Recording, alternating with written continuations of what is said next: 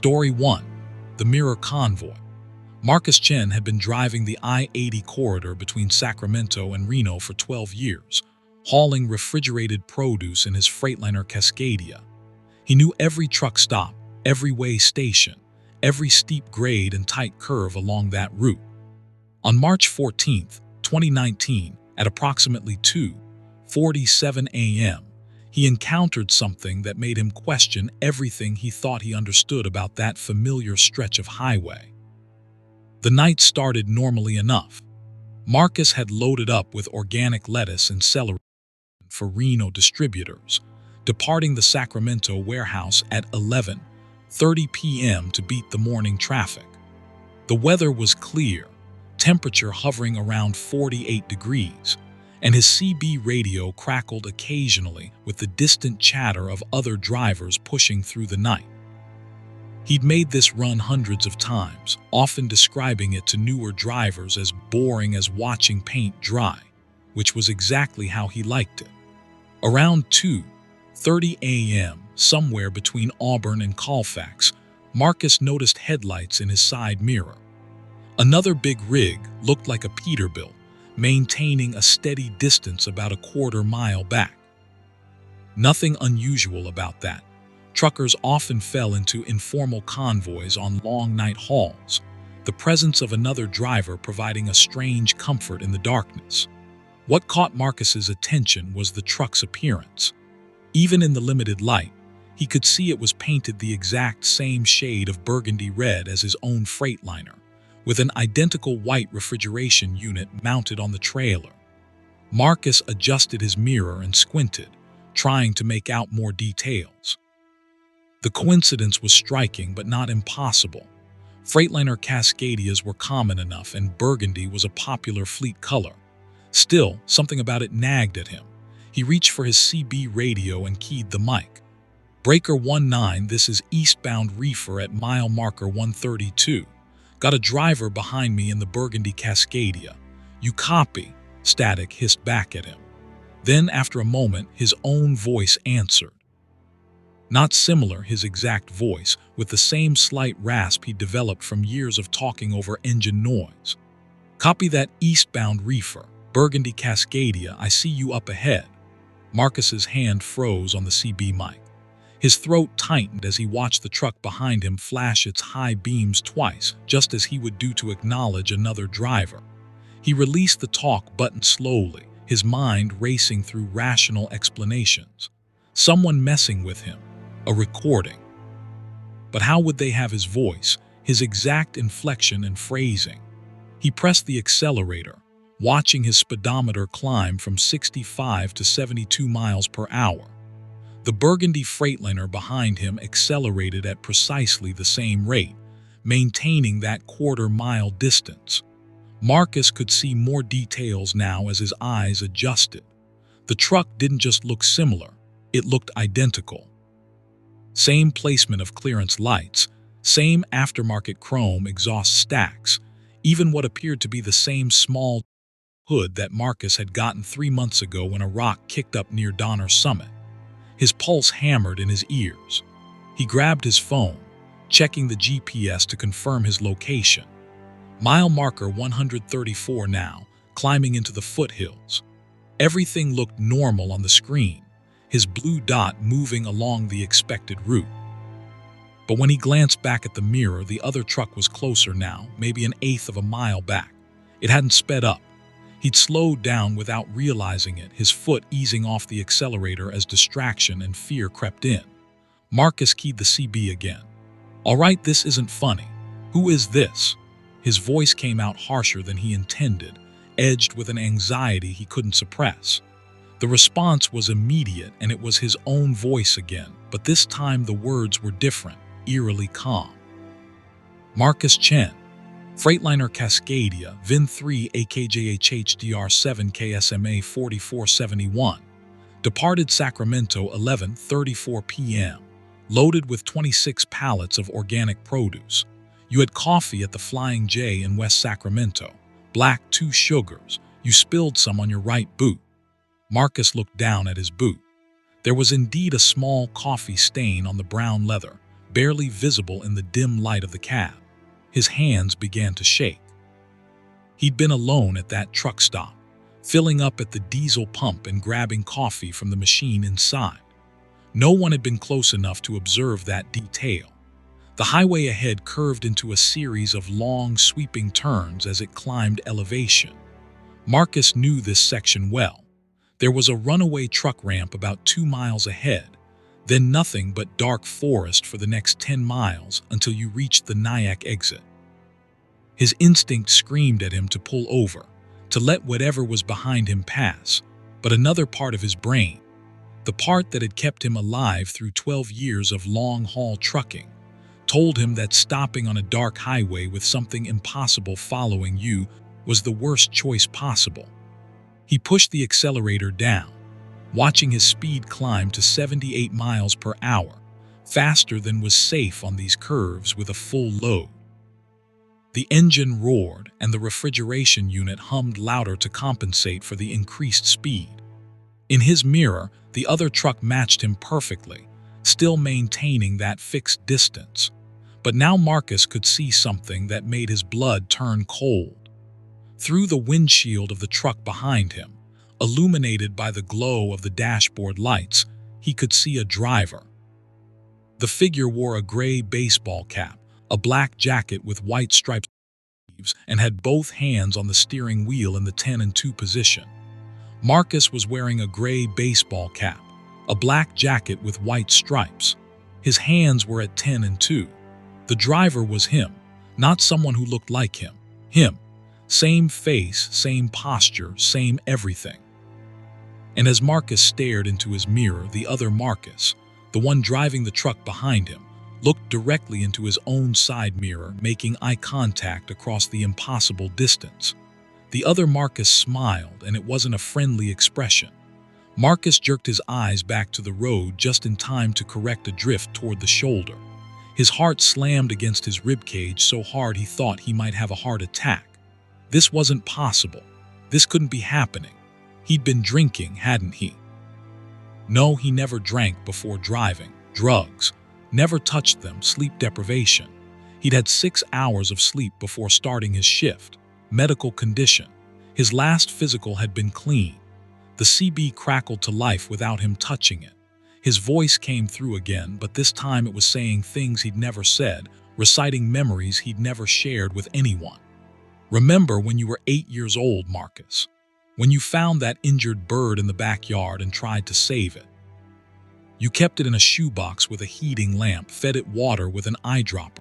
It died anyway. You cried for hours. Your father said crying was weak. You haven't cried since. Marcus's eyes burned with tears he refused to let fall. That memory was buried deep, something he hadn't thought about in 30 years. He reached for the CB power button, intending to shut it off, but stopped when the voice continued. What about Jennifer Vasquez? You were going to propose to her in 2011. Had the ring in your glove compartment for 3 months, but you were afraid. Afraid she'd say no. Afraid of commitment. Afraid you'd fail at marriage like your parents did. So you said nothing and she left you for someone braver. You still think about her every time you drive past Sparks where she moved with her new husband. The CB radio shouldn't have been able to receive his thoughts, his private regrets, his buried shame. Marcus slammed his fist down on the power button, cutting off the voice mid-sentence. But he could still see the truck behind him, still perfectly mirroring his every movement. A sign flashed by, Nyack exit 2 miles. Marcus made a snap decision. He'd exit the highway, pull into the first lit area he could find, a gas station, a rest stop, anywhere with people and witnesses. Whatever was following him couldn't pursue him off the interstate, could it? The logic was flimsy, but it was all he had. He signaled right, though he didn't know why he bothered. As he Freightliner toward the exit ramp, his mirror showed the burgundy truck behind him signaling right at the exact same moment. Of course it did. The exit ramp curved down and away from the main highway, depositing Marcus onto a dark 2-lane road. The Nyack exit wasn't much. A closed gas station, a shuttered restaurant, and a lonely street light that flickered intermittently. But there was a wide gravel lot next to the old gas station where truckers sometimes parked overnight. Marcus pulled in, his trailer tires crunching over gravel and broken asphalt. He threw the transmission into park and killed the engine, his breath coming in rapid gasps. For a moment there was silence.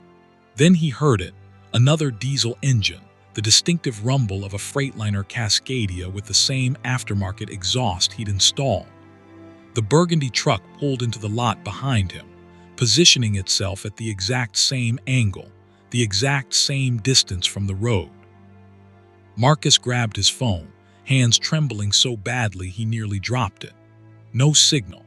The screen showed 0 bars, even though he'd had full coverage just minutes ago on the highway. He tried anyway, dialing 911, but the call wouldn't connect. The driver's door of the other truck opened. Marcus watched in his side mirror as a figure climbed down from the cab.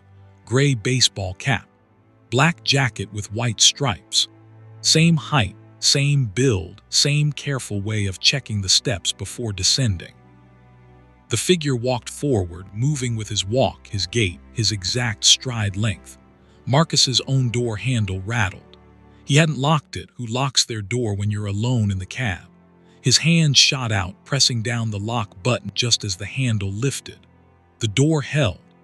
Outside, standing next to his driver's side window, Marcus saw his own face staring back at him. But the eyes were wrong. They were his eyes, same hazel color, same small scar through the left eyebrow from a childhood accident. But they held something that didn't belong there. A cold intelligence, an ancient hunger, a wrongness that made his skin crawl. The other Marcus spoke, and even through the closed door, Marcus could hear the words clearly, as if they were being spoken directly into his mind. You can't run from yourself, Marcus. You can't escape what you are. Every mile you drive, every highway you travel, you're looking for something. But you don't know what. I know. I've always known. Marcus squeezed his eyes shut, pressing his back against the seat. This was a breakdown, a psychotic episode, sleep deprivation, hallucination. It had to be. When he opened his eyes, it would be gone. He counted to 10, controlling his breathing like he'd learned at a stress management seminar the company made him attend. When he opened his eyes, the figure was still there, still staring, still wearing his face. Then it smiled again, that wrong smile that didn't reach the eyes, and walked back to the other truck. Marcus watched as his double climbed into the cab, started the engine, and pulled back onto the road. The burgundy Freightliner accelerated smoothly, merging back onto the highway entrance ramp, taillights disappearing into the darkness. Marcus sat in his truck for 45 minutes, listening to his own heartbeat gradually slow. Eventually, his phone signal returned. He called his dispatcher, claiming mechanical trouble, and waited there until sunrise. When the local mechanic arrived at 7 a.m., he found nothing wrong with the truck. Marcus drove the remaining distance to Reno in daylight, delivered his load, and requested immediate leave. He spent the next 2 weeks seeing doctors, medical, neurological, psychological. Every test came back normal. No one believed his story. His dispatcher was sympathetic but firm. Either return to work or find another job. Marcus needed the income. He returned to driving, but he never took a night run again. And sometimes when he's driving during daylight hours on I-80, he sees a burgundy Freightliner in his mirrors, maintaining that same quarter-mile distance. It's never close enough for him to see the driver clearly. It never exits when he exits. It just follows, patient and inevitable, waiting for the day when Marcus has no choice but to drive after dark again. He knows that day will come. And he knows what will be waiting for him when it does. Story 2. The Phantom Way Station. Robert Bobby Sullivan had been hauling livestock for Midwest Transport for 18 years when he encountered the way station that wasn't supposed to exist.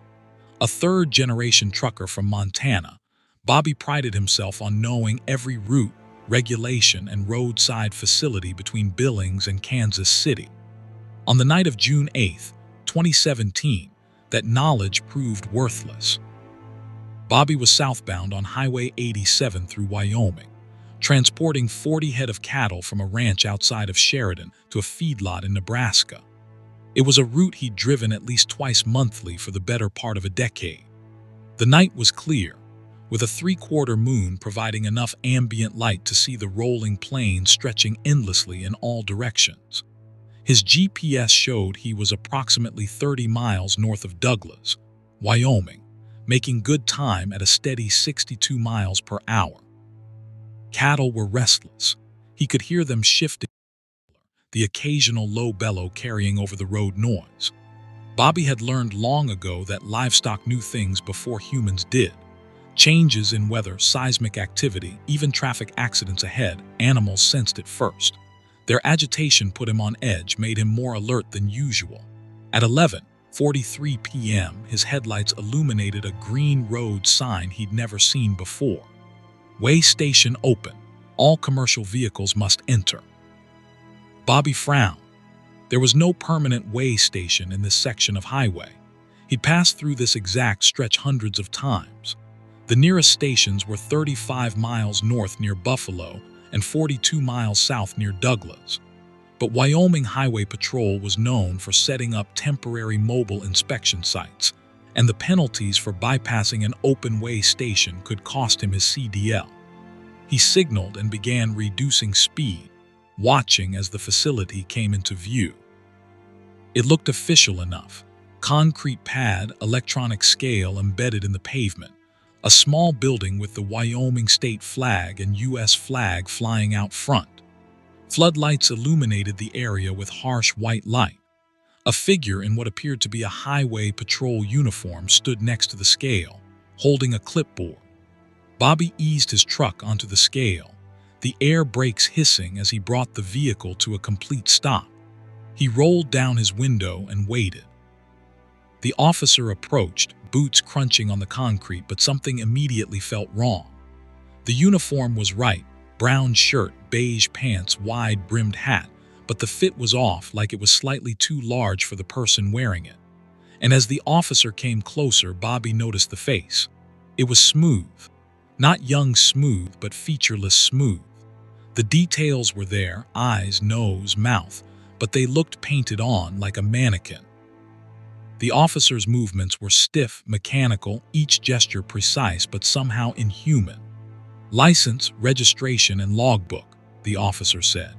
The voice was perfectly normal, a flat Midwestern accent which made the uncanny face even more disturbing.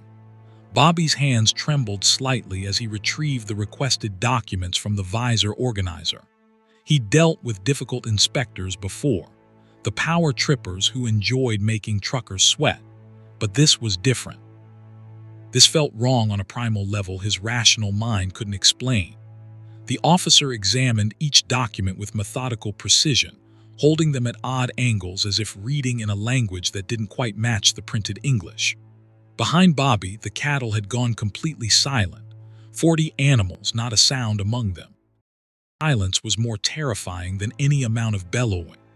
"Your logbook shows irregularities," the officer finally said, still not looking up from the papers. Bobby blinked. "What? No, sir, I've been running legal all month. Everything's current." "Step out of the vehicle, please." It wasn't a request.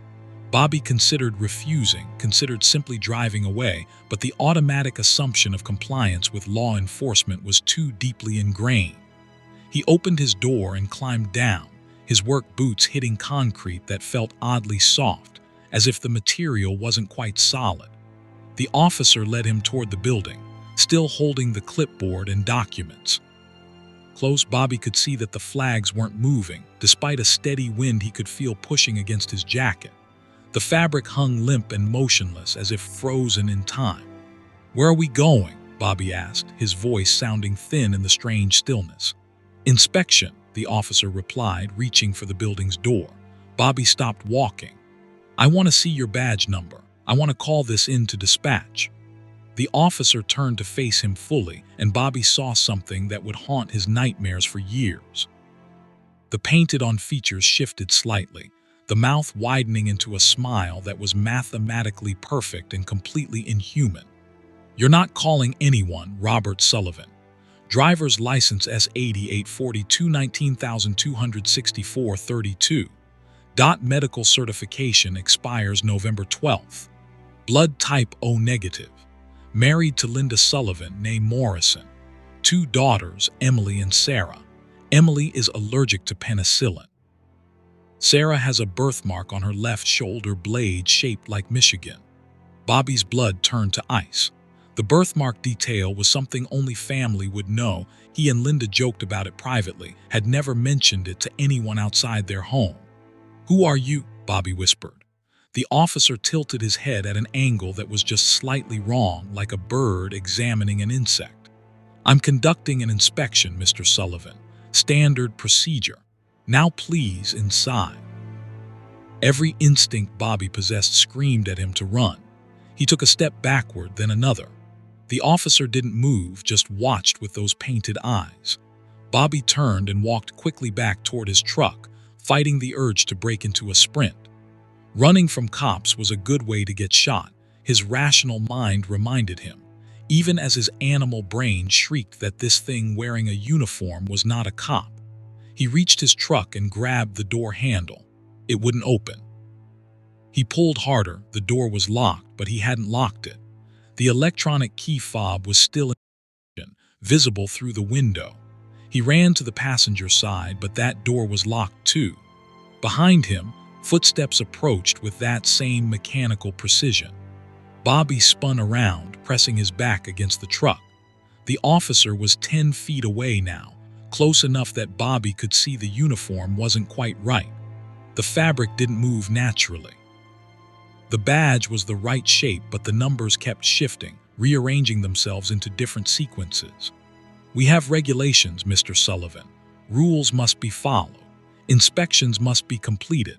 The system requires compliance." The officer reached out with one hand, and Bobby saw that the fingers were too long, the joints bending in places human fingers didn't bend. He ducked to the side, scrambling toward the rear of his trailer. The cattle, God, the cattle. Were they all right? He could still hear nothing from inside the trailer. Bobby ran past the rear of his truck and stopped cold. Behind his trailer, stretching back into impossible distance, were hundreds of other trucks. Big rigs, delivery trucks, cattle haulers, tankers, an entire fleet extending into the darkness far beyond where the way station's lights should reach. They were all empty. No drivers anywhere. Just abandoned vehicles in perfect rows as if waiting for something. The officer was closer now, somehow having covered the distance without Bobby hearing the footsteps. "You're overdue for inspection, Mr. Sullivan. 12 years, 3 months, and 16 days overdue. The irregularity must be corrected." "Overdue for what? I get inspected all the time. I've never missed." "Not that kind of inspection," the officer interrupted, and now there were others emerging from the building. More uniformed figures with those painted faces, moving in perfect synchronization. The inspection, the one we all face eventually, the weighing of what's carried inside, not on the trailer. Bobby's legs felt weak. He backed away, looking desperately for an escape route, but the way station seemed to have expanded. The concrete pad now stretched in all directions, the building growing larger with each passing second. Distance and space behaved wrong here, reality bending like light through water. One of the figures stepped forward, holding what looked like a scanner. "Your load is heavy, Mr. Sullivan, 40 head of cattle, but underneath that you carry other weight. Guilt from the accident in 2003, shame from the affair in 2009, fear that you're becoming your father, anger at your eldest daughter for marrying against your wishes. These must be weighed, these must be measured." Bobby's knees hit the concrete. How did they know about the accident? He never told anyone. He'd been driving the night his brother died, had been the one to suggest taking the back roads, had been going too fast when the deer jumped out. The official report blamed the animal, but Bobby knew, he'd always known. "No," he whispered. "No, you can't, this isn't real. Reality is what's measured, Mr. Sullivan, and we measure everything eventually. Every driver comes through our station. Some pass inspection. Others," the officer gestured toward the rows of abandoned trucks, "others remain." The figures surrounded him now, 8 or 9 of them, all wearing the same wrong uniforms with the same painted faces. They raised their scanners in unison, directing them at Bobby's chest, and he felt something shift inside him. Not physical, something deeper. His memories began flooding back in vivid detail. Every lie, every small cruelty, every moment of cowardice and selfishness. The weight of it pressed down on him, literal gravity pulling at his soul. Then from the trailer, Bobby heard a single sound. One of his cattle, he thought it might be the young Hereford bull he'd helped birth 3 years ago, let out a long, mournful bellow. The sound cut through the strange atmosphere of the way station like a knife. Bobby's head snapped up. His cattle. He was responsible for 40 living creatures. Whatever this place was, whatever judgment it intended, his animals depended on him. That responsibility was heavier than any guilt, more important than any shame. Bobby forced himself to his feet, legs shaking. "I don't care about your inspection," he said, voice cracking but growing stronger. "I have livestock that needs water and food. They're stressed. I'm responsible for their welfare. So either finish your paperwork and let me go, or I'm reporting this facility to the Federal Motor Carrier Safety Administration." The officers stood motionless, their scanners still pointing at him. For a long moment, nothing happened. Then, almost imperceptibly, they began to fade. The harsh floodlights dimmed. The concrete beneath Bobby's feet became solid and real again. The rows of abandoned trucks vanished like morning fog. The painted face officer who'd first approached him tilted his head again. "Not yet, then," it said, and its voice carried something that might have been disappointment or might have been respect. "But eventually, Mr. Sullivan. Everyone comes through for final inspection eventually." Bobby didn't wait to hear more. He ran to his truck, and this time the door opened. He threw himself into the cab, fired up the engine, and drove forward off the scale. In his mirrors, he watched the way station shrink and then simply cease to exist, the floodlights winking out until but empty highway behind him.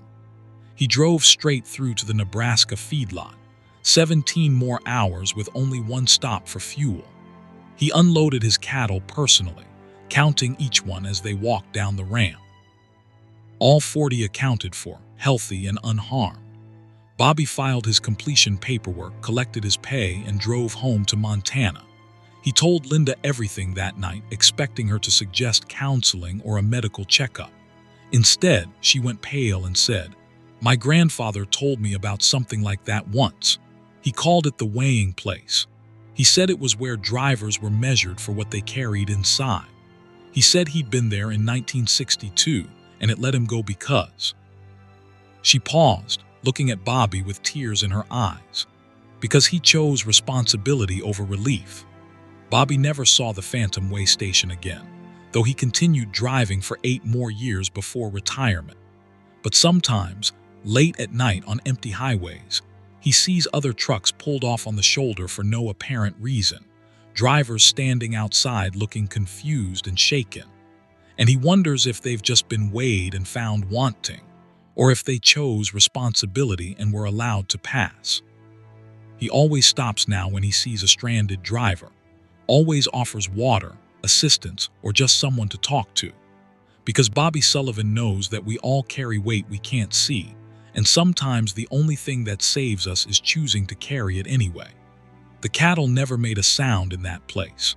But afterward, for the rest of his career, whenever Bobby transported livestock, the animals were always calm in his presence. It was as if they knew he'd been tested in some fundamental way and had passed. But Bobby knows the truth.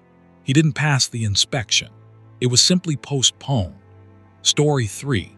The Radio Voices. Diane Torres was a third-year driver for Continental Freight when she encountered the broadcast that shouldn't have been possible. A former Army communications specialist, Diane understood radio technology better than most drivers. She knew frequencies, signal propagation, FCC regulations, and the technical limitations of CB radio. On August 23, 2018, somewhere between Amarillo and Oklahoma City on Interstate 40, all that knowledge became worthless. Diane had been on the road since 6 a.m., hauling a load of industrial machinery parts from a manufacturing facility in New Mexico to a distribution center in Tulsa. It was a straightforward run, the kind of milk run route she could drive in her sleep. The day had been full, clear skies, light traffic, no mechanical issues with her Kenworth T680. As evening approached, she'd pulled into a truck stop outside Amarillo for fuel, food, and her mandatory 30-minute break. By 9:15 p.m., she was back on I-40 eastbound, the sun having set an hour earlier.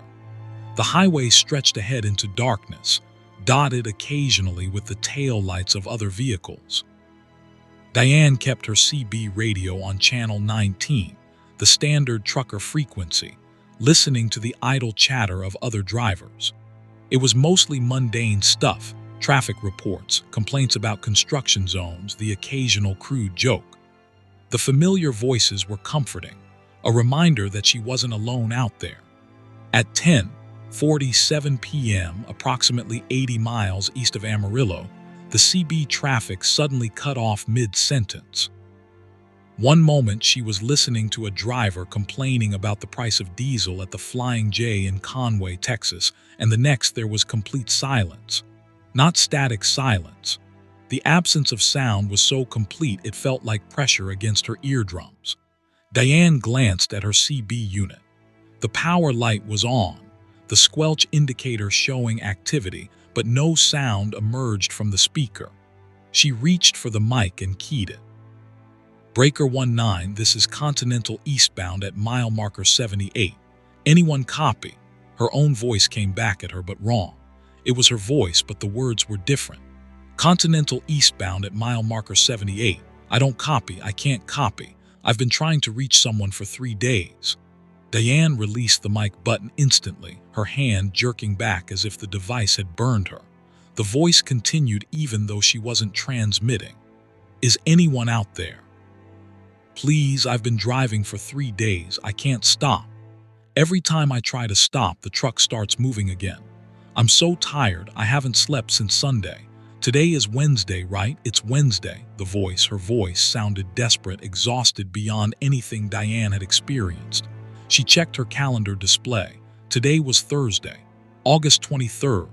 Thursday. Diane keyed the mic carefully, her military training kicking in. In communication situations you don't understand, gather information first. This is Continental Freight, Kenworth T680, registration November Tango 7482. Please identify yourself and your location.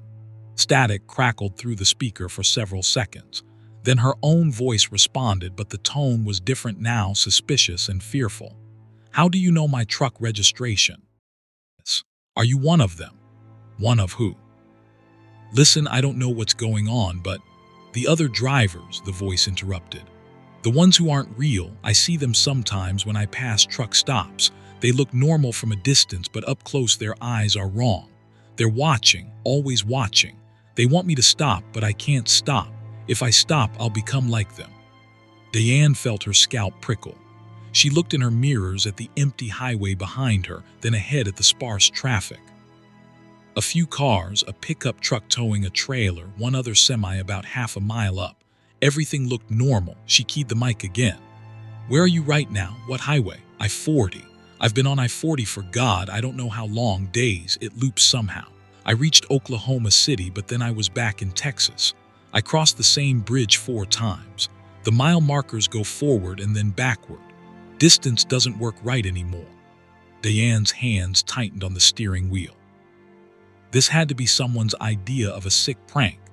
Maybe another driver with voice modification software or a recording. But the desperation in the voice sounded genuine, and the technical details, her exact truck registration, shouldn't be information a random prankster could access. She changed her approach. What's the last thing you remember before this started? A long pause. Then, I was driving to Tulsa. Industrial machinery parts from New Mexico. It was Thursday night, August 23rd. I stopped at a truck stop near Amarillo around 9:50. When I got back on the highway, the CB went silent, and then I heard, The voice trailed off. Diane's blood ran cold. That was her route, her cargo, her exact timeline from today. Heard what? She asked, though she wasn't sure she wanted to know. I heard myself, my own voice asking for help, just like I'm doing now. And I tried to respond, tried to warn her, but I don't think she heard me. Or maybe she did. Maybe she's the one I'm talking to. Maybe you're me from yesterday or last week or tomorrow. Time doesn't work right here. Diane's rational mind fought against what she was hearing. This wasn't possible. CB radio had a range of maybe 5 to 10 miles under ideal conditions. It couldn't transmit across time or dimensions or whatever nightmare scenario was being suggested. But her voice, and it was undeniably her voice, continued. You have to exit the highway. Get off I-40 at the next ramp, any ramp. Don't stay on this road after dark. That's when it happens. That's when distance starts behaving wrong. A green sign appeared in Diane's headlights. Groom, exit 113, 1 mile. She signaled right automatically, though part of her brain screamed that taking directions from a radio voice was insane. I'm taking exit 113, Diane said into the mic. I'm getting off at Groom. Groom. The voice sounded confused. I don't remember a Groom exit. The next one should be McLean at exit 142. That's 20 miles from here. I checked the GPS. Diane looked at her own GPS. It showed exit 113 coming up exactly where the road sign indicated. But she noticed something odd. The software timestamp on her GPS showed 10:47 p.m., August 23, 2018. The current time display in the corner of the unit showed 10:51 p.m. 4 minutes had passed since the radio went silent, but it felt like longer. She took the exit, her truck's engine brake rumbling as she reduced speed down the ramp. Groom, Texas, was barely a town. A few buildings, a grain elevator, and a famous 190-foot illuminated cross that was visible for miles. Diane had passed through here dozens of times. She pulled into a small gravel lot next to a closed gas station and killed the engine. The CB radio was still silent. She grabbed her phone and checked.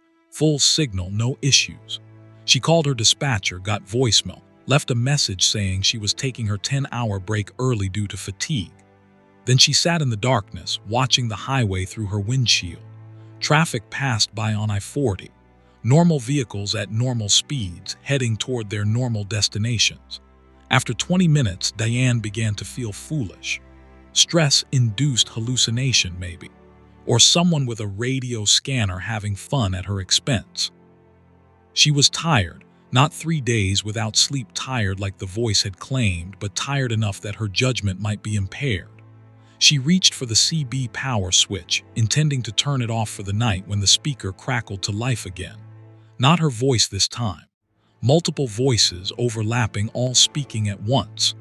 Been driving since March, can't find the exit. Truck stop disappeared, was there a minute ago, now there's just empty plains. Husband thinks I'm dead. Funeral was 6 months ago, but I'm still driving. Mile markers counting down instead of up, negative numbers now. What happens at 0? Other drivers passing me with no faces, just smooth skin where their features should be. GPS shows I'm in 17 different locations simultaneously. A cargo in my trailer making sounds. I'm hauling electronics, but something's moving back there. Diane's hand froze on the power switch. The voices kept coming, dozens of them now, male and female, old and young, all describing possible situations. All trapped somehow on highways that wouldn't let them leave. The desperation in their voices built into a crescendo that made her ears ring. Then, cutting through the chaos, her own voice again. But this version sounded different, older, more resigned. Diane Tours, Continental Freight. November Tango 7482. I've been broadcasting for 4 years now. If you're hearing this, you made the right choice. You got off the highway, don't get back on I-40 tonight. Wait until sunrise. The loop only holds in darkness. 4 years, Diane whispered, not keying the mic. That can't be, but the older version of her voice continued as if hearing her thoughts. It can, it is. I didn't exit. I thought it was a prank. I stayed on the highway and I've been here ever since. Driving the same stretch of I-40 between Amarillo and Oklahoma City, passing the same landmarks, burning fuel that never runs out, hauling cargo that never gets delivered. Sometimes I see myself coming the other direction. Different versions, different choices, all trapped in their own loops. The cacophony of other voices faded, leaving only the older Diane's transmission. The highway is alive somehow, or there's something living in the space between mile markers, in the gaps where no one's watching. Feeds on routine, on the endless repetition of long-haul routes. Most drivers never notice. They're too focused on schedules and deadlines and staying awake. But sometimes conditions align. Radio frequencies sync up just right, and the highway shows you what it really is. Diane forced herself to key the mic, her voice shaking. How do I make sure this doesn't happen? How do I avoid this? You already did. You exited. You broke the pattern. When sunrise comes, take a different route to Tulsa. Don't get back on I-40. Take Highway 287 north, then I-44 east. It's slower, but it's real. The highway can't hold you if you don't follow the expected path. What about you? How do you get out? A long, sad pause. I don't. I'm the warning. I'm what happens so others don't have to. Every version of me that stayed on the highway becomes another voice in the broadcast, another signal to warn the next one. It's the only purpose left. The CB radio went silent again, and this time Diane turned it completely off. She locked her doors, reclined her seat, and tried to sleep.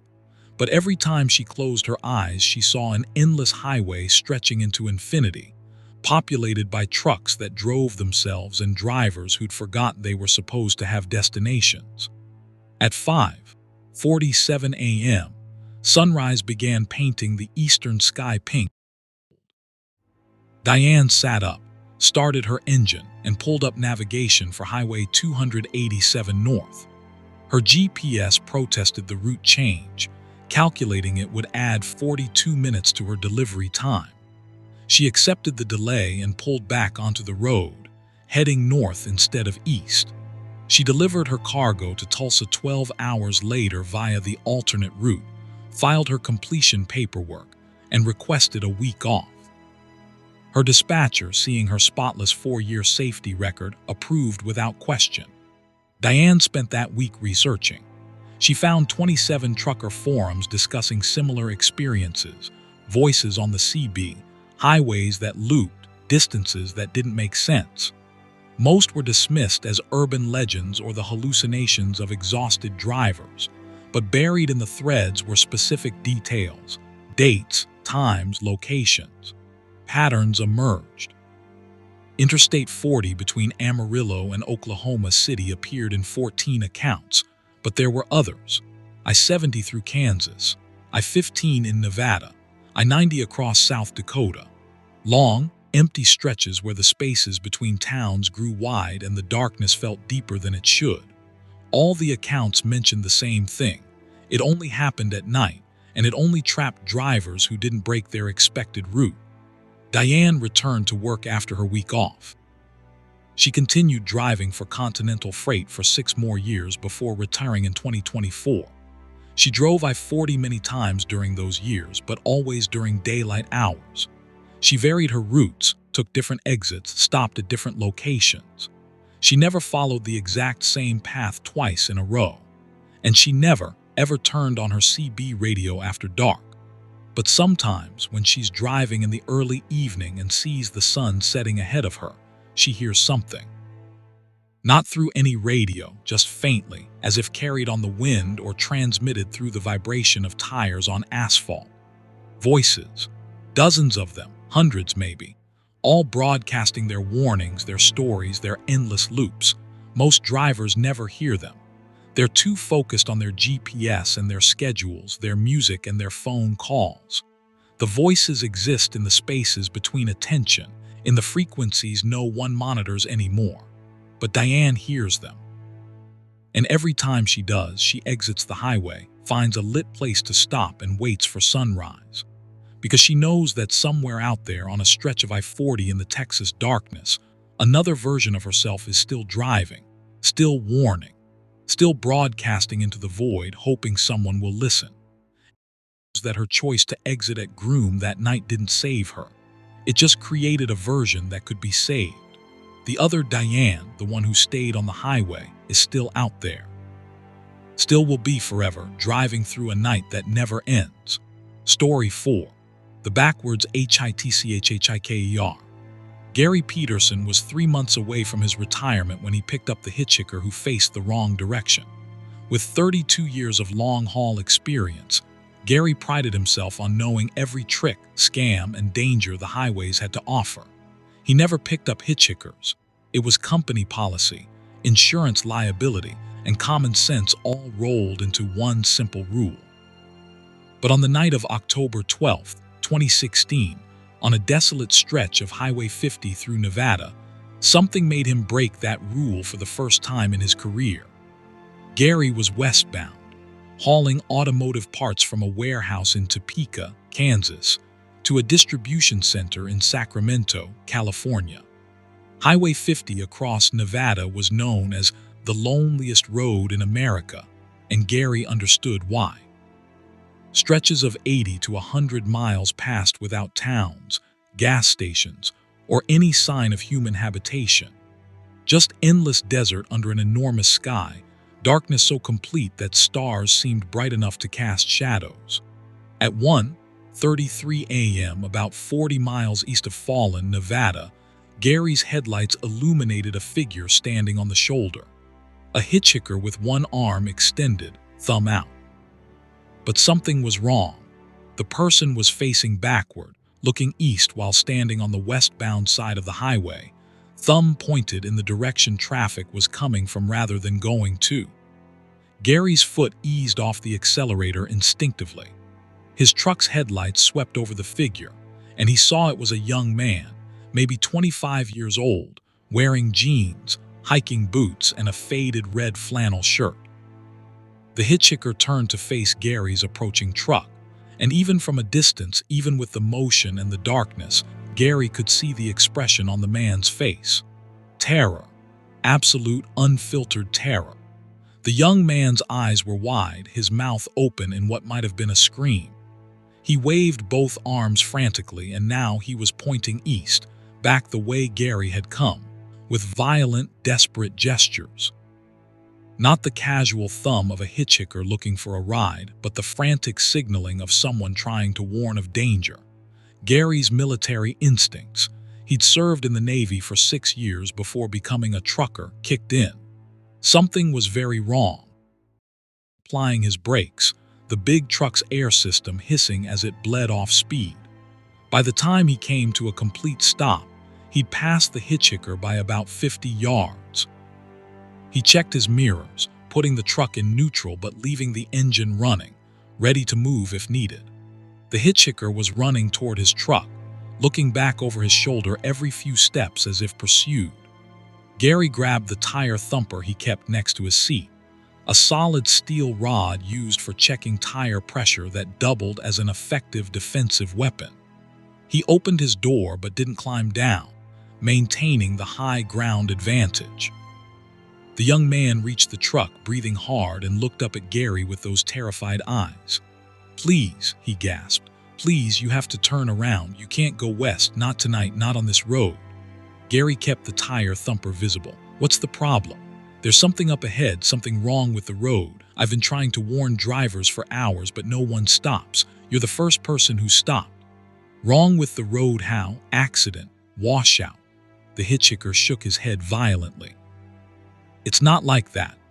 He struggled for words, running his hands through his hair in agitation. "The road loops. It loops back on itself. I've been walking for 2 days, and I keep ending up back at the same spot." Gary studied the young man carefully. He didn't appear drunk or high. His clothes were dirty and worn, but not in the theatrical way that grifters sometimes affected. His boots were genuinely worn through at the soles, and Gary could see blisters on the visible parts of his feet. Whatever this kid's story was, he believed it. "What's your name?" Gary asked. Kevin Marsh. I'm from Portland. I was road tripping across country, stopped at a rest area about 60 miles west of here 3 nights ago. When I tried to leave, I couldn't. The road just loops." Gary's skepticism must have shown on his face because Kevin's expression shifted from fear to desperate frustration. "I know how it sounds. I didn't believe it either. But look." He pulled out a smartphone, screen cracked but still functioning, and held it up. The GPS showed their current location on Highway 50. "Watch." Kevin started walking west along the shoulder, still holding the phone up so Gary could see the screen. The blue location dot moved with him, tracking normally for about 30 seconds. Then, impossibly, it jumped. The dot suddenly appeared a quarter-mile east of where it had just been, as if Kevin had teleported backward. But Kevin hadn't teleported. Gary could still see him, clearly visible in the spill of the truck's headlights, continuing to walk west. Yet his phone's GPS insisted he was moving east. Gary climbed the truck, tire thumper still in hand. He walked toward Kevin, watching both the young man and the surrounding darkness carefully. "Stop," he called out. "Come back here." Kevin turned and jogged back, and as he approached, his phone's GPS corrected itself, placing the blue dot at his actual location again. "See," Kevin said, voice cracking. "It doesn't make sense. Nothing makes sense here." Gary pulled out his own phone and opened his GPS app. His location showed correctly Highway 50, mile marker 38, middle of nowhere, Nevada. He took a few steps west, watching his own phone. The GPS tracked normally. "It only happens further west," Kevin said. "Past mile marker 35, that's where the loop starts. You drive west, and after a while you're somehow back where you started, but you never turned around. The road just folds. And you've been stuck here for 3 days, trying to walk out, but I can't. I get so far west and then I'm back at the rest area. I tried going east, got about 10 miles, then turned around to try west again. That's when I realized I was looping even when going east. The direction doesn't matter anymore. The road holds you." Gary looked at the desert stretching in all directions, the dark sky overhead, the perfectly normal highway beneath his boots. Everything looked real and solid and obeyed the rules of physical reality. Except apparently it didn't. "Get in the truck," Gary said, making a decision. Kevin's face flooded with relief. Thank you so. Don't thank me yet.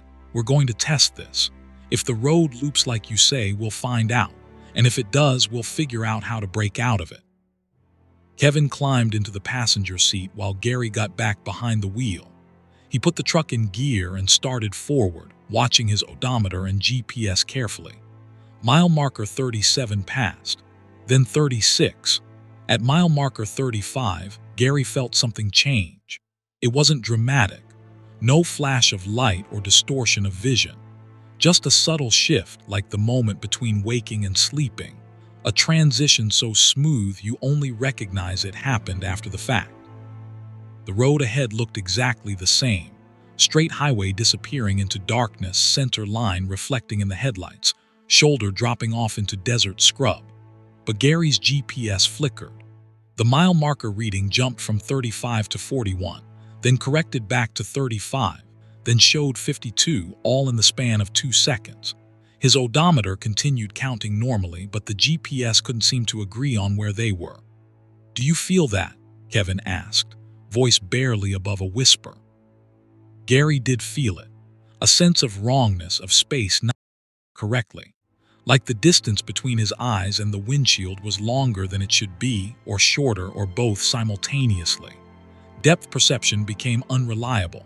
He drove forward another mile, 2 miles. The odometer tracked the distance faithfully, but the GPS now showed them moving in circles, their blue dot tracing a spiral pattern that made no sense with the straight road they were traveling. Then Gary saw the sign. A green road sign reflecting in his headlights announcing, "Rest area services 2 miles. "That's it," Kevin said, his voice tight with fear. "That's the rest area where I stopped, where this started." Gary checked his trip odometer. He'd driven exactly 3.7 miles west from where he'd picked up Kevin. The rest area shouldn't be here. It was supposed to be 60 miles west, according to Kevin's story. But as they crested a small rise, Gary saw the rest area's lights ahead. He pulled into the facility, A standard highway rest stop, parking spaces, concrete picnic tables, restrooms, and a small building with vending machines. It was completely empty. No other vehicles, no people, nothing but the buzzing fluorescent lights creating an island of illumination in the vast darkness. Gary parked but left the engine running. He checked his GPS again. It showed them at mile marker 73, which would place them somewhere between Eureka and Austin, Nevada, 100 miles west of where they should be. But his trip odometer insisted they'd only traveled 5.2 miles from where he'd stopped to pick up Kevin. "I was parked there," Kevin said, pointing to a space near the restrooms. "Red Honda Accord. But when I came out of the bathroom, the car was gone. Not stolen, just gone. Like it had never existed. When I tried to walk back to the highway, I ended up back here. Every time I tried to leave, I ended up back here." Gary climbed out of the truck again, this time leaving the tire thumper on the seat. The air smelled wrong, not bad, just wrong. Too clean, maybe, or too empty. The desert should have smells, creosote bush, dust, the particular scent of Nevada sage. But here, the air smelled of nothing at all. He walked to the restroom building. The door was unlocked, the facilities clean and functional. Paper towels in the dispensers, soap in the containers, everything exactly as it should be. But the mirror above the sink showed something that made Gary's chest tight. His reflection was facing the wrong direction. He was standing facing the mirror, but his reflection showed him from behind, as if the mirror were reflecting what was behind him instead of in front of him. Gary turned around quickly. Nothing there but the restroom. When he turned back to the mirror, his reflection had corrected itself, showing his face as it should. He backed out of the restroom quickly and returned to his truck. Kevin was standing outside now, looking up at the sky. "The stars are wrong," he said as Gary approached. Gary looked up. Kevin was right. Gary had spent years in the Navy, had navigated by stars, knew the constellations visible from this latitude at this time of year. The stars overhead were wrong. Not completely different, he could still recognize Orion, Cassiopeia, the Big Dipper, but their positions relative to each other were off. Angles didn't match. Distances between them seemed variable. "We need to try something," Gary said, an idea forming. "Get in the truck." Once they were both seated, Gary made a U-turn in the rest area parking lot, pointing his truck east, back the way they'd come. He pulled onto the highway and accelerated. Mile marker 73 passed, then 74. They were going east and the mile markers were counting up, which was wrong. They should count down as you headed east. Gary's GPS flickered wildly, unable to determine their location or direction. After 5 miles, they saw lights ahead, the same rest area. They'd driven east and arrived at the same place they'd left. Gary tried again, this time heading west. 5 miles later, the rest area again.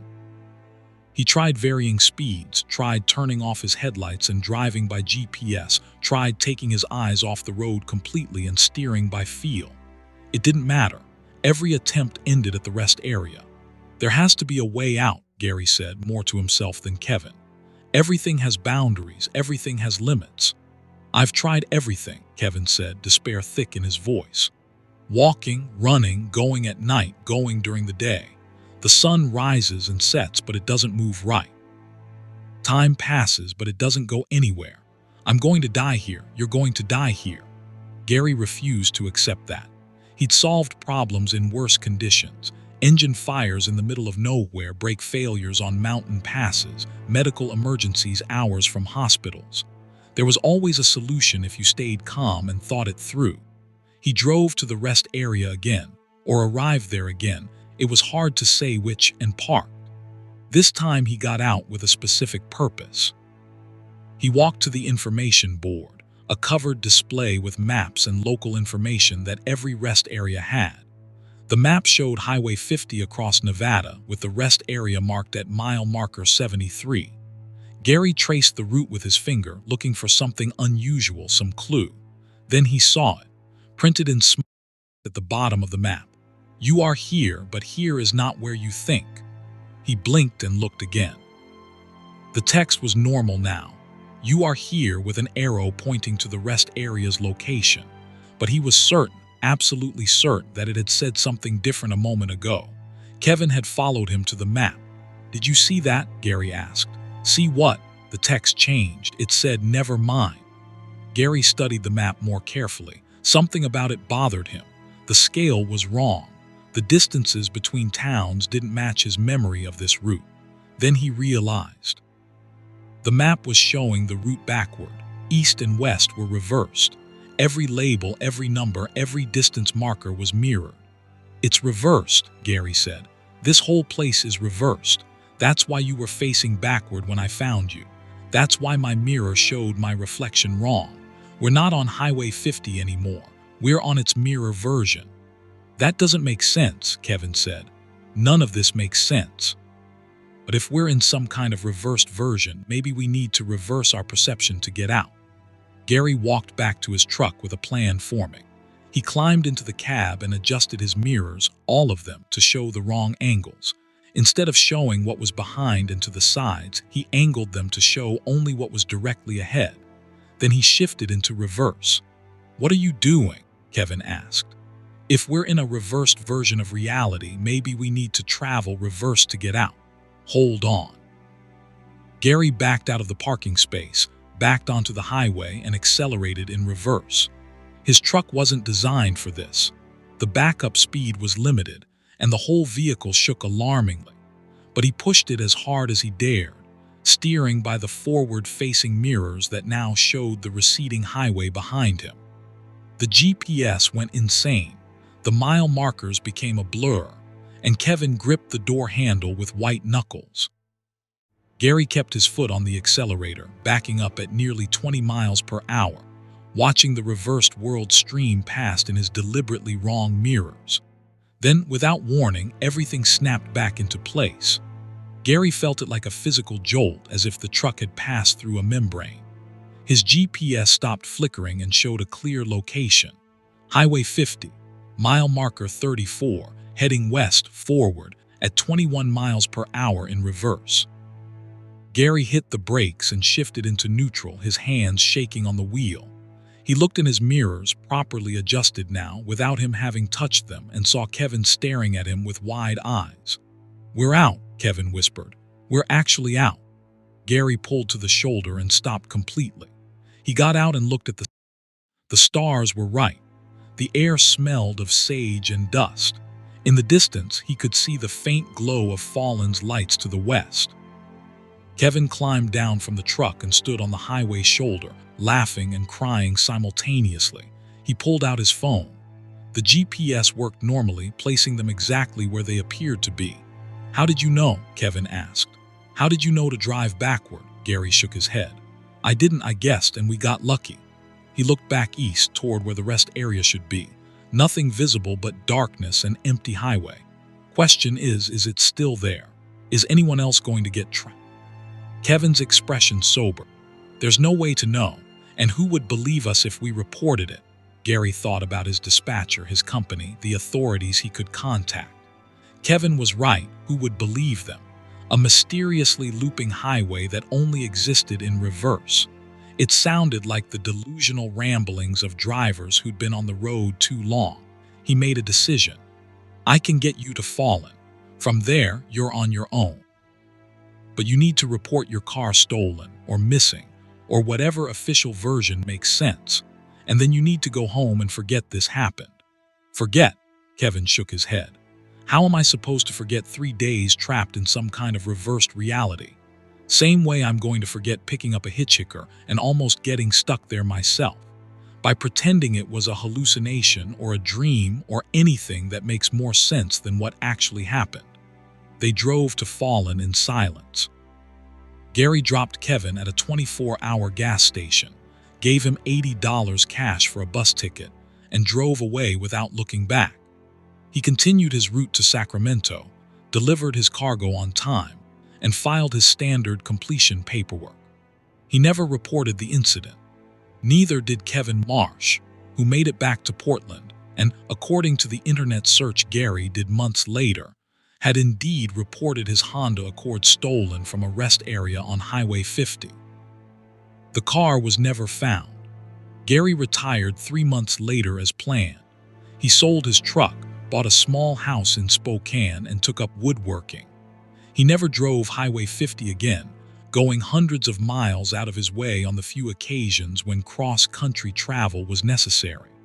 But sometimes, late at night, he thinks about that rest area. He wonders if it's still there, still trapping unsuspecting drivers in its reversed reality. He wonders if Kevin's red Honda Accord is still parked in that lot, visible only to people who have entered the mirror version of Highway 50. And he wonders if driving backward was really what saved them. Something simply decided to let them go. He never found out, and part of him is grateful for that. Story 5. The Cargo That Breathed. Tommy Nguyen had hauled every type of cargo imaginable during his 9 years as an independent contractor. Furniture, electronics, food products, industrial chemicals, even exotic animals on occasion. He'd earned a reputation for being willing to take unusual loads that other drivers refused, which made him valuable to freight brokers dealing with last-minute or specialized transport needs. On November 3rd, 2020, that reputation landed him a job he'd spend the rest of his life trying to forget. The call came through at 7:15 p.m. from a broker Tommy had worked with before, a guy named Richards who specialized in medical and pharmaceutical transport. The job was simple enough on paper. Pick up a sealed container from a private research facility outside of Bozeman, Montana, and deliver it to another facility near Boulder, Colorado. The pay was exceptional, 3 times his normal rate for a relatively short haul. The only unusual requirements were that he travel at night, avoid all way stations and inspection points, and under no circumstances open or inspect the container. Tommy had hauled pharmaceutical samples before, understood the temperature control and chain of custody requirements, and didn't think twice about accepting. He'd been driving a dedicated refrigerated truck for the past 2 years, and his equipment was well maintained and reliable. The job seemed straightforward: drive through the night, make the delivery by 8 a.m., collect the payment, and head home. He arrived at the pickup location at 9:42 p.m. The research facility was unmarked, just a low concrete building surrounded by chain-link fence with privacy slats, located on a rural road 15 miles outside Bozeman. 2 men in white lab coats and surgical masks met him at the loading dock. They didn't introduce themselves or engage in small talk. They simply supervised as a forklift operator loaded a single container into Tommy's trailer. The container was about the size of a large refrigerator, made of brushed stainless steel with no external markings except a serial number. It was secured to a pallet with industrial straps and surrounded by what appeared to be temperature and humidity monitoring equipment. One of the men in lab coats attached a digital seal to the trailer door, explaining that any tampering would void the contract and payment. Maintain temperature between 34 and 38 degrees Fahrenheit, the man said, his voice muffled by the surgical mask. Do not stop except for fuel.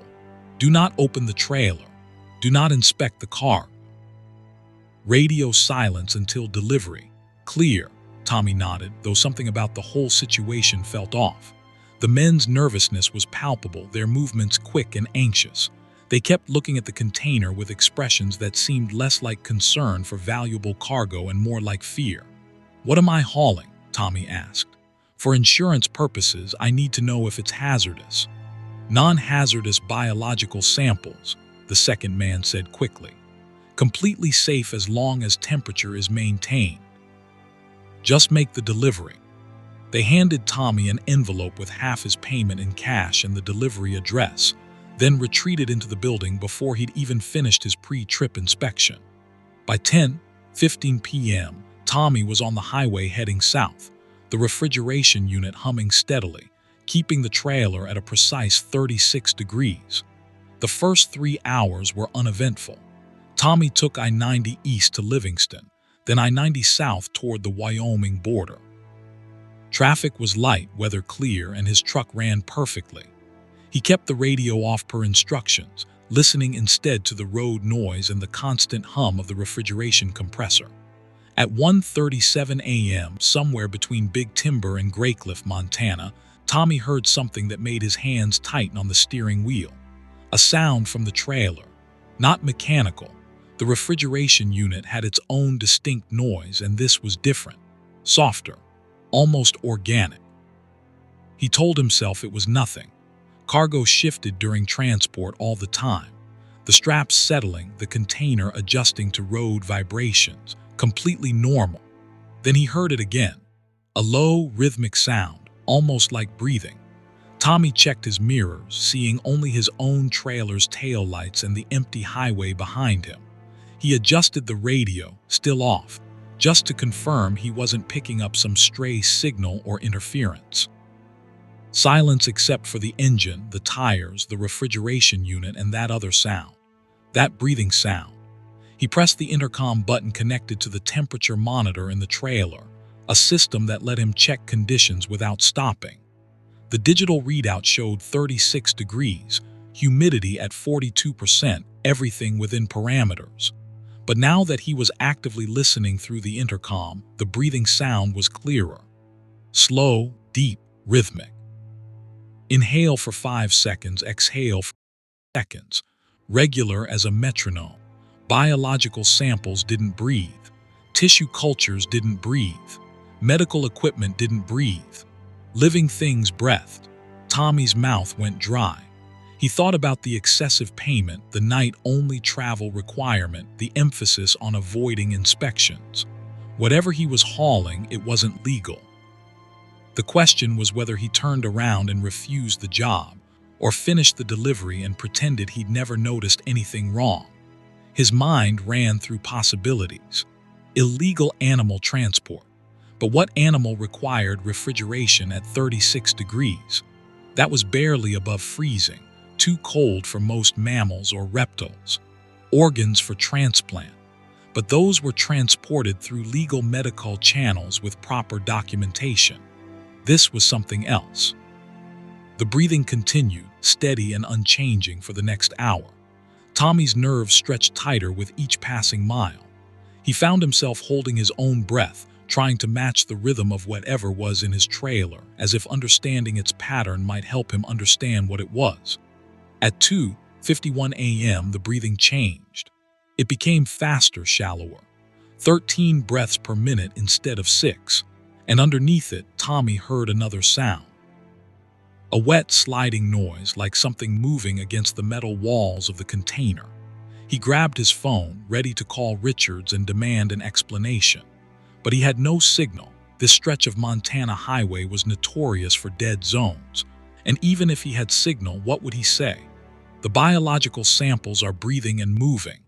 They'd tell him he was exhausted and hearing things, finish the delivery, collect his payment. The wet sliding sound continued. Tommy tried to picture what could make that noise. His imagination supplied dozens of horrific possibilities, each worse than the last. His hands shook on the steering wheel, and he had to consciously focus on keeping the truck steady. Then the knocking started. 3 distinct knocks against the interior wall of the trailer, the sound carrying clearly through the insulated walls. Tommy's blood turned to ice. 3 more knocks, then 3 more. Deliberate, rhythmic, unmistakably intentional. Whatever was in the container was conscious, and it knew it was being transported. Tommy's professional instincts warred with his survival instincts. Professionals said finish the job, don't look, collect the payment, never take another contract from Richards again. Survival said pull over immediately, call the police, let someone else deal with whatever nightmare he was hauling. He compromised. At the next gas station, a lonely truck stop outside of Sheridan, Wyoming, he pulled in, parked away from the other vehicles, and killed the engine. But he left the refrigeration unit running on its auxiliary power. Whatever was back there, he didn't want to risk changing its environment and making it more active. Tommy sat in the darkness of his cab, listening. The breathing continued, still faster than before. The knocking had stopped. He climbed out of the truck carefully, circling around to the trailer. His hand touched the rear doors, feeling the cold metal, and the knocking started again immediately. 3 knocks directly where his hand was touching. Tommy jerked his hand back as if burned. The knocking followed, 3 more strikes in the exact spot where his hand had been. Whatever was inside could sense him through the metal walls. It knew he was there. He should have stopped then. Should have called the authorities, explained the situation, dealt with the consequences. But the envelope in his glove box held $3,000 cash, and he had rent due, truck payments due, insurance due. $3,000 now and $3,000 more on delivery. That was 3 months of breathing room in a life that didn't allow for much breathing room. Tommy climbed back into his cab, started the engine, and pulled back onto the highway. The knocking continued for the next 20 miles, then gradually stopped. The breathing remained, sometimes fast, sometimes slow, but constant. Always there. Always reminding him that something alive shared the highway with him. As he crossed into Colorado, Tommy noticed the temperature readout for the trailer had changed. Still 36 degrees, but now it was fluctuating 36, 37, 35, 36 in a regular pattern. Like the temperature was responding to something generating heat. Like something inside was warming and cooling with each breath cycle. At 5:43 a.m., Tommy heard a new sound. A voice. Not words exactly, but vocalization. Low, guttural sounds that rose and fell with an almost musical quality. It wasn't human. The pitch was wrong, the rhythm alien. But it was definitely intentional communication. Something trying to speak. Tommy turned his radio on, violating the radio silence instruction, desperate for any distraction from the sounds in his trailer. A news station came through clearly, a report about a missing person in Montana, a researcher who'd vanished from a private facility 3 days ago. The description was vague, the circumstances suspicious, and authorities were requesting anyone with information to contact. The radio cut to static. Then through the static, Tommy heard his own voice. Not a recording, speaking in real time, saying things he wasn't saying. Tommy Nguyen, independent contractor, 9 years experience. Hauling for Richard's Freight Brokerage. Current location Interstate 25 southbound, mile marker 207. Cargo container serial number. And here the voice rattled off the exact serial number from the container in his trailer. Contains specimen 773 Alpha, unauthorized transport, violation of containment protocol. Tommy grabbed the radio dial and switched channels frantically. Every channel played the same thing, his own voice, reporting his exact location and cargo details, as if broadcasting to anyone listening. He shut the radio off completely, his hands shaking so badly he nearly swerved into the shoulder. The vocalization from the trailer grew louder, more insistent. The breathing accelerated to what sounded like panic. The container was doing something to his truck's electrical systems, using his radio somehow, maybe sending out a distress signal or alerting the facility that something was wrong. Tommy pushed the accelerator down, watching his speed climb to 80 miles per hour, faster than was safe with a loaded trailer, but driven by fear and desperation to finish this job and be done with it. The delivery address was less than 2 hours away now. He could make it. He could deliver the cargo, collect his payment, and forget any of this happened.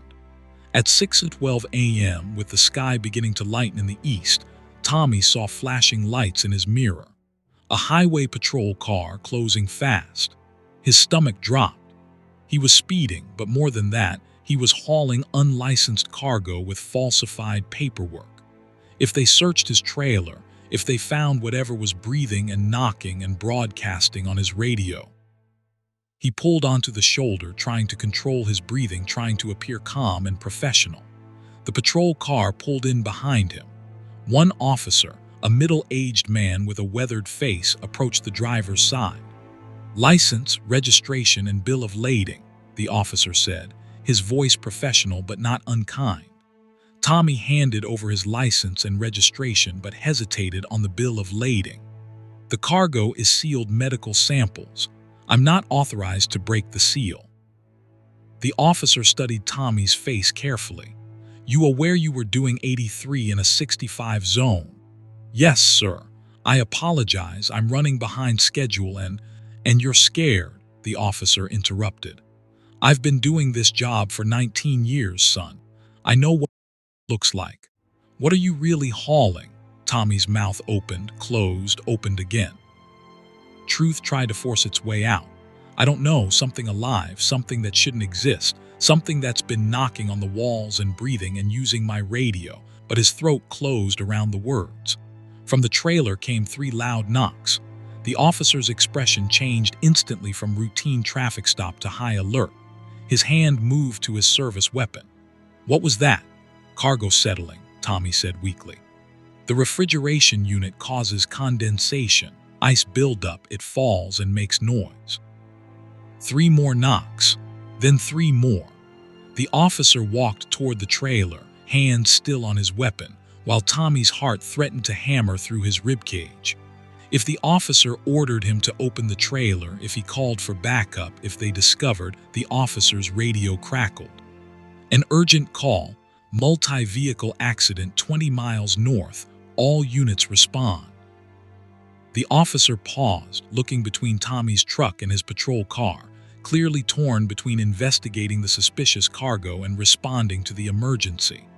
"Get that speed under control," he said finally. "And whatever you're hauling, make sure it's legal. I'm calling this in for follow-up inspection at the next way station." The officer returned to his car and pulled away, lights still flashing. Tommy sat frozen for a full minute, watching the patrol car disappear. Then he started his engine and pulled back onto the highway, abandoning all pretense of following speed limits. He had to reach the delivery location before any follow-up inspection happened. The breathing in the trailer had become ragged, distressed. The temperature fluctuations were more extreme now: 33 degrees, 39 degrees, 34 degrees. Something was very wrong with whatever he was hauling, and Tommy realized with horrible certainty that it might be dying. The delivery address turned out to be another unmarked facility, this one north of Boulder, buried deep in the foothills with no visible signage. Tommy pulled up to the gate at 7:51 a.m., 9 minutes ahead of the deadline. The gate opened automatically, and a voice over an intercom directed him to back into a covered loading dock. 4 people in full hazmat suits met him there. They moved with urgent efficiency, breaking the seal on his trailer without any of the paperwork or formalities Tommy expected. They deployed a ramp and specialized equipment, extracting the container without speaking to Tommy at all. As they wheeled the container past him on a motorized cart, Tommy saw frost had formed on its exterior surface, and there was condensation that seemed to move with unnatural patterns. Through the container's small viewing port, something he hadn't noticed before, he glimpsed something that made his mind refuse to process the information. Pale, yes, and organic, but the geometry was wrong, the proportions impossible, the number of joints and angles in what might have been limbs exceeding what his brain insisted biology allowed. One of the hazmat-suited figures thrust an envelope at Tommy. "Your payment. Leave immediately. Sign nothing. Speak to no one. You were never here." Tommy took the envelope, heavy with cash, and climbed back into his truck on autopilot. As he pulled away from the facility, he saw in his mirrors that the covered dock was sealing completely, heavy steel doors closing, and he heard a sound that might have been relief or might have been a scream from whatever had been breathing in his trailer for the past 9 hours. He drove for 6 hours straight, putting as much distance as possible between himself and that facility. He stopped at a truck wash outside of Denver and spent 2 hours cleaning his trailer, scrubbing away frost patterns and condensation stains that seemed to resist ordinary physics. He burned the paperwork from the job, deposited the cash in 3 different banks, and returned home to Bozeman. Richards called him 3 days later with another high-paying night transport job. Tommy told him to never contact him again and blocked the number. In the weeks that followed, Tommy researched everything he could find about private research facilities, unauthorized biological experiments, and rumors of government programs that officially didn't exist. He found nothing definitive, just whispers and speculation and conspiracy theories that were easy to dismiss. He continued working as an independent contractor, but turned down any job that involved sealed cargo, night-only transport, or medical facilities he couldn't verify. His income dropped by 40%, forcing him to sell his truck and take a job with a standard freight company running predictable routes with inspectable cargo. He never told anyone the complete story. How could he explain that he transported something that breathed wrong, knocked with intention, and had too many joints in its limbs? That he'd been paid $6,000 to move something that probably shouldn't exist? But sometimes, late at night when he's trying to sleep, Tommy hears it. The breathing, slow, deep, rhythmic, 13 breaths per minute, and 3 knocks, deliberate and measured, as if something is still trying to tell him something important. He figured out what it was trying to say, and he's grateful for that, because understanding would mean accepting that what he saw was real, and accepting that would mean admitting that the world contains things that make breathing seem like the least impossible feature they possess. Tommy Nguyen is 34 years old now. He drives a delivery route for a furniture company, works 40 hours a week, and goes home to his apartment every night. He doesn't take special jobs. He doesn't haul sealed cargo, and he never ever agrees to transport anything that requires refrigeration. Because he knows that somewhere in an unmarked facility, something is being kept at 36 degrees. Something that breathes, something that knocks, something that knows when someone is listening. And Tommy is absolutely certain it remembers him. Story 6. The town that wasn't there yesterday. Frank Morrison had been running the same route every week for 7 years, Sioux Falls, South Dakota, to Rapid City and back, hauling everything from building supplies to grocery deliveries for small town stores.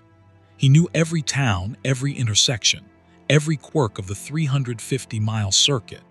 He could drive it with his eyes closed, and sometimes joked that he nearly had. On April 17, 2015, Frank discovered that even the most familiar route could suddenly become completely alien. The westbound run started normally at 4:00 a.m. Frank's Volvo VNL loaded with mixed cargo for hardware stores scattered across the state. The weather was perfect for mid-April, clear skies, temperature in the mid-40s, no wind. Frank had his coffee, his audiobook playing, and an expectation of profound boredom for the next 6 hours. He took Highway 16 west through Mitchell, stopped briefly at a truck stop he'd visited hundreds of times, and continued toward the Badlands. This was the emptiest part of the route, long stretches of prairie with only occasional farm buildings and the rare small town. Frank knew them all: Presho, Vivian, Kadoka, Interior, little dots of civilization spaced out across the grasslands. At 9:32 a.m., approximately halfway between Vivian and Kadoka, Frank saw a highway sign he'd never seen before. Green, standard South Dakota Department of Transportation design, announcing Ashmore, population 2,847, next exit. Frank frowned. There was no Ashmore on this route. There was barely anything on this route. He'd driven this highway every week for 7 years, and there had never been a town between Vivian and Kadoka. The distance between them was about 55 miles of near-empty prairie. He checked his GPS. It showed him on Highway 16 where he should be, but there was no town labeled Ashmore in the area. Yet the exit sign was right there, solid and real, with an arrow indicating a left turn 1 mile ahead. Frank's curiosity got the better of his schedule. An entire town that wasn't on the maps. Maybe a new development, some small community that had just incorporated and gotten highway signage approved. It would only take 15 minutes to drive through and see what it was about, and he was ahead of schedule anyway. He took the exit, his truck rumbling down a well-maintained ramp onto a two-lane road that curved north through rolling grassland. After about 2 miles, buildings appeared. Not gradually, as you'd expect approaching a town, but suddenly. One moment empty prairie, the next moment a complete small town laid out before him. Ashmore looked like every other prairie town Frank had ever seen. Main Street running north-south, maybe 10 blocks long. Buildings from different eras, old brick structures that might have been from the 1920s, ranch-style commercial buildings from the 60s and 70s, a few modern metal-sided structures. A water tower painted white with ASHMOR in blue letters. Side streets with houses, mostly well-maintained, with neat yards and American flags on front porches. What caught Frank's attention was how perfect it looked. Too perfect. The streets were clean, the buildings freshly painted, the sidewalks free of cracks or weeds. Even the grass was uniformly green and neatly trimmed, despite this being early spring when most prairie grass was still brown and dormant. Frank drove down Main Street slowly, looking for signs of life. It was mid-morning on a Friday. There should be people. Stores should be open, cars moving, somebody doing something. But the street was empty. Not abandoned looking, just empty. Like everyone had stepped inside for a moment and would return any second. He pulled into a diagonal parking space in front of a place called Ashmore Hardware and Supply. The store looked open, lights on, open sign hanging in the door. But when Frank climbed out of his truck, he heard nothing. No traffic sounds, no voices, not even birds.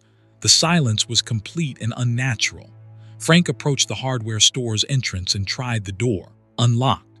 He stepped inside, a bell above the door jingling cheerfully. "Hello," he called. "Anyone here?" The store was fully stocked. Shelves filled with tools, paint, plumbing, gardening equipment. A cash register sat on the counter with its drawer slightly open, showing bills and coins. A coffee maker behind the counter held fresh coffee. Frank could smell it, could see steam rising from the pot, but no people. Frank walked through the store, his boots echoing on the old wooden floor. Everything was in perfect order, nothing disturbed or abandoned. He called out again. No response. Back outside, Frank tried the next building, a cafe called the Prairie Rose. Same situation. Door unlocked, lights on, booths and tables set with menus and condiments. Behind the counter, a grill still warm, coffee brewing. In the kitchen, prep work laid out as if someone had been interrupted mid-task. A cutting board with half-chopped vegetables, a mixing bowl with batter, a timer on the wall showing 43 minutes remaining, counting down. Frank's unease grew into something approaching fear. This wasn't right. Towns didn't just empty out completely with food still cooking and registers left open. He pulled out his phone to call the sheriff's department. No signal. The screen showed 0 bars, which was odd. He'd had full service just 10 minutes ago on the highway. He walked further down Main Street, trying doors. All unlocked. All the buildings showed signs of recent occupation. Computer screens still glowing in an insurance office, a washing machine running in a laundromat, a television playing in a furniture store showroom. But no people anywhere. The church near the end of Main Street had its doors propped open. Frank climbed the steps and looked inside. The sanctuary was set up for a service, hymnals on the pews, flowers on the altar, an open Bible at the pulpit.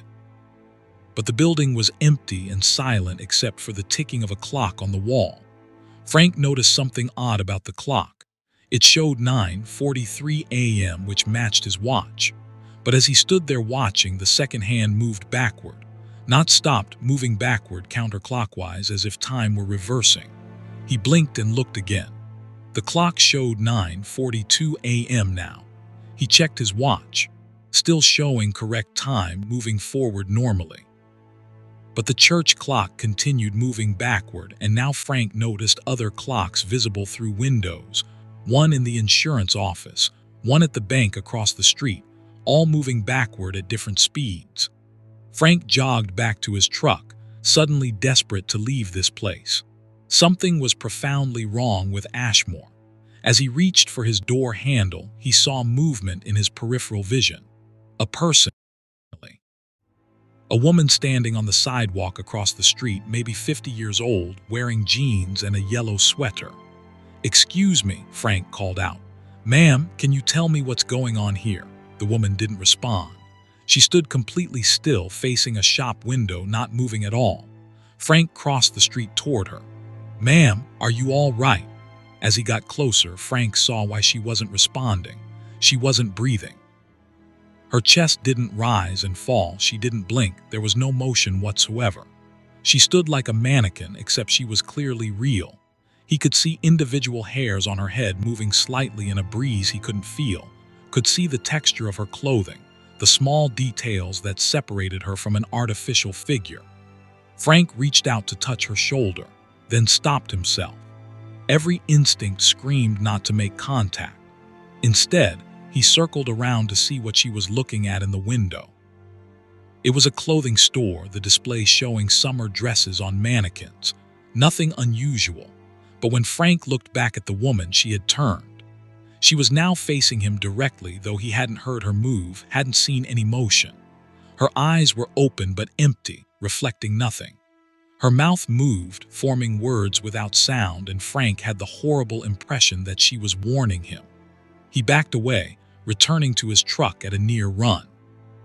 Two more figures had appeared on Main Street, a man in a business suit standing in the middle of the road, and what looked like a teenage boy on a bicycle that wasn't moving despite the boy's legs appearing to pedal. Both were motionless like the woman, both with that same empty, unblinking stare. Frank climbed into his truck, started the engine, and put it in gear. As he began driving toward the south end of town where he'd entered, more figures appeared. They stepped out of buildings, materialized from between parked cars, emerged from side streets. Dozens of them, then hundreds, all standing motionless, all watching him with those empty eyes. The population sign had said 2,847. Frank had the sickening feeling that every single resident of Ashmore was now visible, all standing in perfect silence, all watching him leave. He accelerated, pushing his speed up as much as he dared with a full load. The figures didn't chase him or try to stop him, but they turned to track his movement, hundreds of heads swiveling in perfect synchronization as he passed. The effect was more terrifying than any pursuit could have been.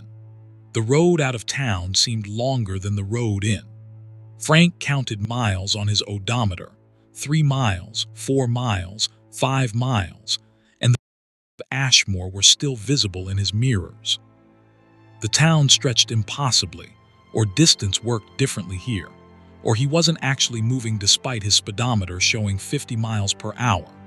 Then, abruptly, the town vanished. Frank's truck was suddenly on the open highway, no town visible behind him, no exit ramp, no side road. Just empty prairie on both sides and Highway 16 stretching ahead. His GPS blinked and recalibrated, showing his location as exactly where it should be according to normal geography. Frank pulled onto the shoulder and sat there, hands shaking on the wheel, trying to process what had just happened. He'd been gone for 36 minutes according to his dashboard clock, but it had felt longer, much longer.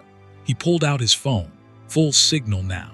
He called his dispatcher, trying to explain what he'd seen, but the words sounded insane even to himself. A town that wasn't on maps, people who stood frozen but could move when not watched, clocks running backward. His dispatcher listened patiently, then suggested Frank take his mandatory break, get some rest, and call back if he still felt strange. Frank drove the remaining distance to Rapid City in a daze. He delivered his cargo, filed his paperwork, and immediately drove back toward Sioux Falls, this time paying obsessive attention to every sign, every exit, every landmark. The return trip showed nothing unusual. No sign for Ashmore. No exit where there shouldn't be one. just the familiar, boring route he'd driven hundreds of times. Over the following weeks, Frank researched obsessively. He searched for any record of Ashmore, South Dakota. Nothing. No census data, no post office records, no mention in state archives.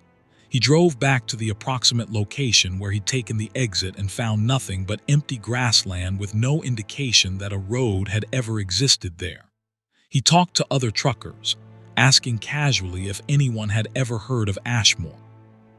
Most hadn't, but 3 drivers admitted they'd seen highway signs for towns that weren't on maps. One had taken an exit and found a gas station that hadn't existed 5 minutes later. Another had driven through an entire town that, when he tried to return to it with authorities, had vanished completely. Frank developed a theory, though he had no way to prove it. The Great Plains used to be dotted with small towns that died when the highways bypassed them or the farms failed. Ghost towns in the literal sense, populations down to zero, buildings empty, eventually demolished or left to rot. But what if some of those towns didn't die completely? What if they were in some kind of liminal state, appearing and disappearing, populated by people who weren't quite gone but weren't quite present? It was insane. Frank knew it was insane, but it was the only explanation that made any kind of sense for what he'd experienced. He continued driving his route for 3 more years, but he never took his eyes off the road for long. Every time he passed between Vivian and Kadoka, he watched for that highway sign. It never appeared again, which should have been comforting but wasn't, because Frank knew Ashmore was still out there somewhere, with its 2,847 residents standing frozen in perfect silence, waiting for the next driver curious enough or unfortunate enough to take the exit. Frank retired in 2018, selling his truck and taking a job as a dispatcher where he could work from home and never drive those empty prairie highways again. But sometimes, when he's looking at maps or routing drivers through South Dakota, he sees the space between towns and wonders what exists in those gaps. He thinks about the woman in the yellow sweater, the way her mouth moved to form words he couldn't hear. He wishes he'd tried to read her lips, to understand what she was trying to tell him. But another part of him is grateful he didn't, because he suspects the message wasn't a warning to leave. It was an invitation to stay. And if he'd understood it, he might have been the 2,848th resident of a town that appears and disappears, populated by people who aren't quite alive but can't quite die, frozen in a moment that repeats endlessly. Frank is 58 years old now. He lives in Sioux Falls with his wife, has 2 grandchildren, and leads a perfectly normal life. But he doesn't drive anymore. He won't even take road trips as a passenger. When people ask why, he says he spent enough years on the road and wants to enjoy staying home. The truth is simpler and more terrifying. Frank Morrison knows that some lead to places you can return from, and some don't. He knows that maps don't show everything, and the spaces between points A and B sometimes contain entire towns that exist outside normal reality. And he knows that somewhere on Highway 16 in South Dakota, there's a green sign with an arrow pointing toward a place that shouldn't exist. The sign appears and disappears, waiting patiently for the next driver who's just curious enough to take the turn. Frank hopes whoever it is knows enough to keep driving, to ignore the frozen people and the backward and the too perfect silence. He hopes they have the sense to leave and never speak of it to anyone who wouldn't understand. But he knows some of them won't. Some of them will stop and get out and try to help the frozen residents or investigate the abandoned stores or make sense of the impossible. And those drivers will become residents themselves, adding to the population count, standing frozen on Main Street with empty eyes, watching the next visitor arrive. Ashmore is always accepting new residents. It's a welcoming town. You just can't leave.